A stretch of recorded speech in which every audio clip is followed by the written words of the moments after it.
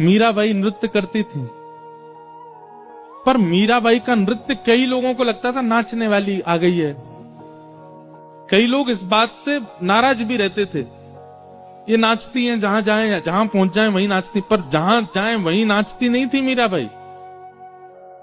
ठाकुर जी का रूप देख करके मीराबाई की स्थिति जब अपने आपे से बाहर हो जाती थी, जब अपने वश में उनका तन नहीं रहता था, तो नृत्य होता था उनसे। एक बार मीराबाई नृत्य कर रही थी, सब लोग दूर दूर हो गए थोड़े। कुछ लोगों को तो प्रेम समझ में आता था मीराबाई का, पर कुछ लोगों को नहीं आता था, दूर दूर हो गए। ये देखो जहां चाहती मैं नाचने लग जाती, ऐसा बोलने लगे लोग। पर तभी क्या हुआ, मंदिर में श्रीनाथ जी के सन्मुख सेवा कर रहे गुसाई जी ने जैसे ही मीराबाई को देखा नृत्य करते हुए, और उसके बाद जब ठाकुर जी को देखा, देख करके इतने प्रसन्न हो गए कि तुरंत ठाकुर जी की माला जी लेकर के बाहर अपरस अवस्था में ही दूर से किसी सेवक को बुलाया, बोले माला पहना दो मीराबाई को।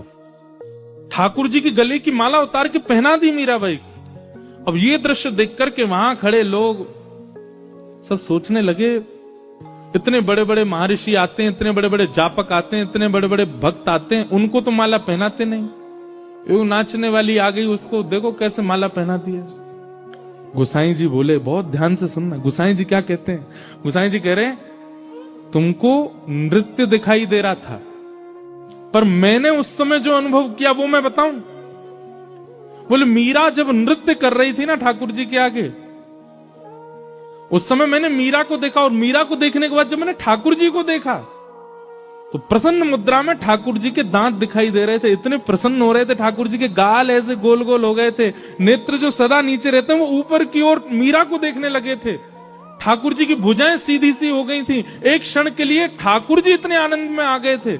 इसका मतलब है कि मीरा नृत्य नहीं करती है, मीरा नाचती नहीं है, मीरा को ठाकुर नचाता है। वो अपनी तन की स्थिति से जब परे हो जाती है तब नृत्य प्रकट होता है। और भैया दुनिया का नृत्य तो जनों को प्रसन्न करता होगा, पर जिसका नृत्य ठाकुर को प्रसन्न करे उसको तो ठाकुर जी की माला क्या ठाकुर जी को ही प्रदान कर देना चाहिए।